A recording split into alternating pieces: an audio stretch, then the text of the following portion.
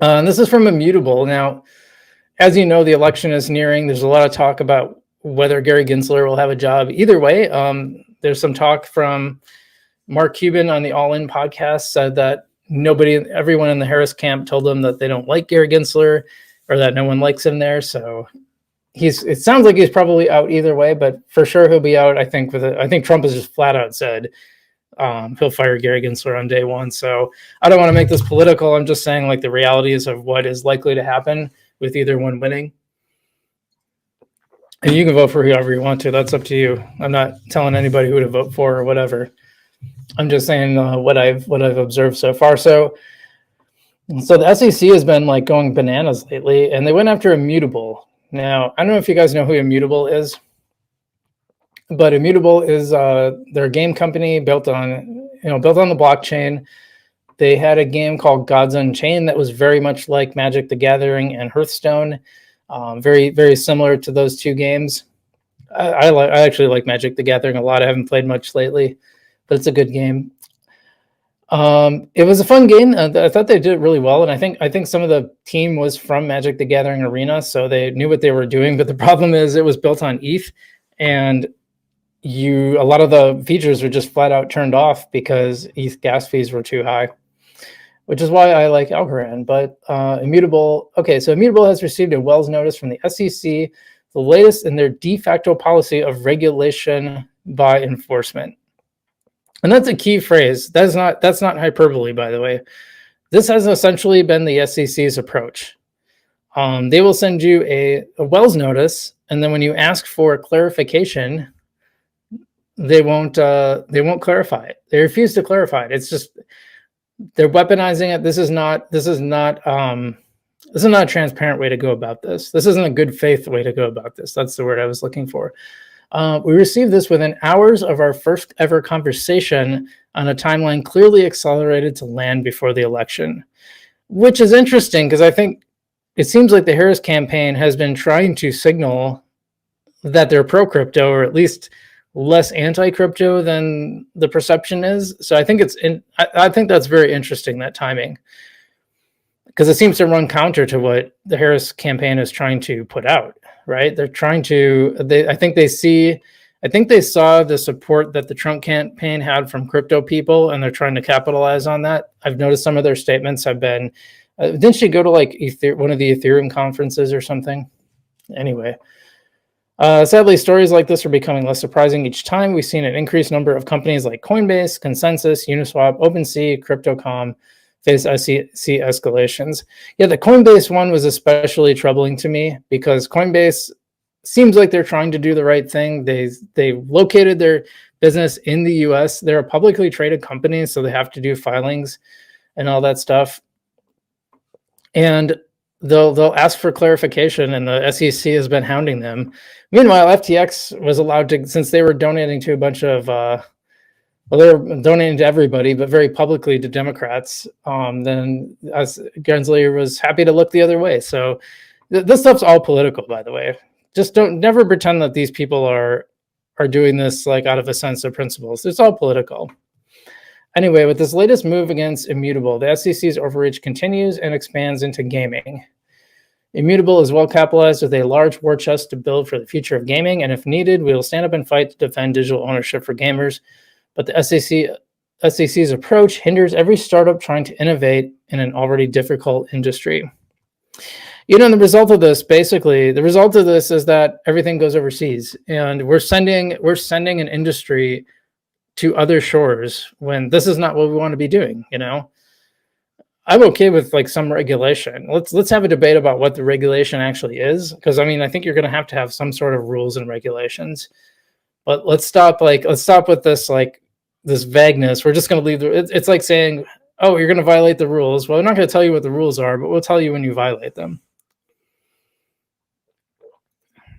It's just a horrible way to handle it, you know?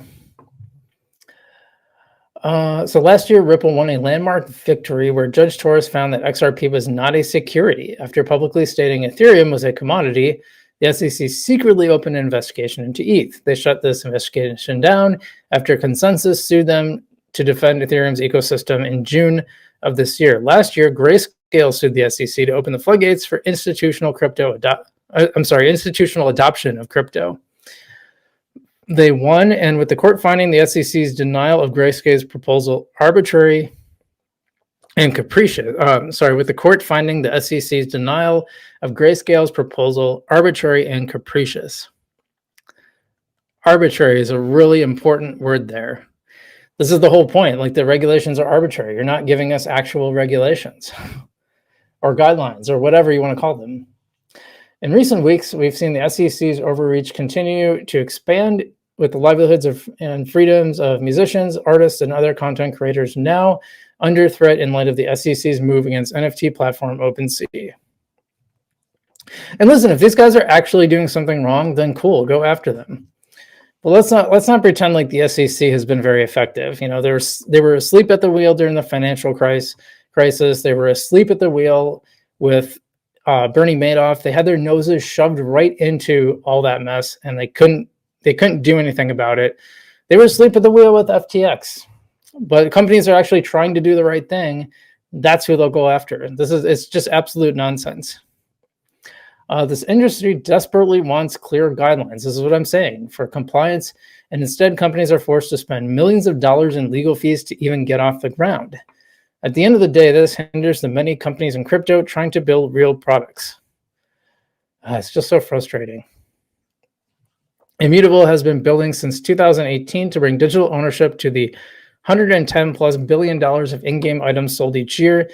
We're not here to play short-term games. It's business as usual for our team, products, and services. Let me ask you, what do you think is better?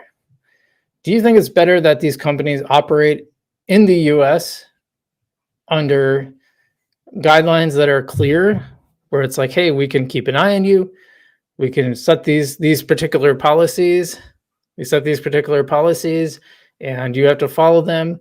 Do you think that's better for everybody involved, or do you think it's better for them to go overseas and maybe operate out of some third world country where there's no rules at all? Which do you think is better? Which do you think is better for people? So anyway, we've built $110 billion plus of in-game items sold. $110 billion of in-game items.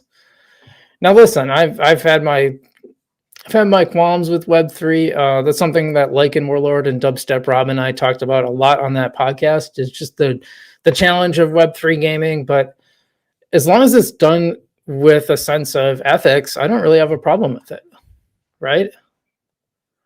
I mean, it's if people want to buy it, they want to sell an item and people buy it, and they're clear about what this is, what you're buying, what you're going to get. I don't have a problem. I think Web3 gaming is fine. You know, it's not everybody's cup of tea. I go back and forth on it. I thought Fractal Monsters has probably done it the right way. I think they've done it. I think they've been good in how they've handled that. You know, it's pretty reasonable. But anyway, Wendio says, just seeing this, I'm so sorry. We'll be covering this tomorrow. I've had some good back and forth with Wendio lately. Let's see what people have to say.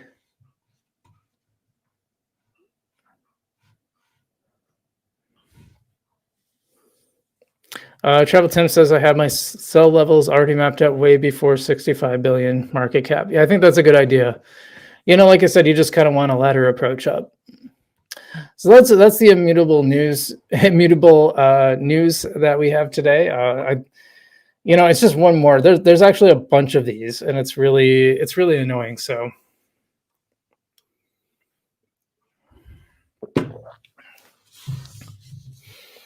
yeah, by the way, if you guys have any videos you want me to react to on stream, I can probably take time to react to them. It'd be good to give my voice a break. By the way, I've been bookmarking. Here, I'll show this actually.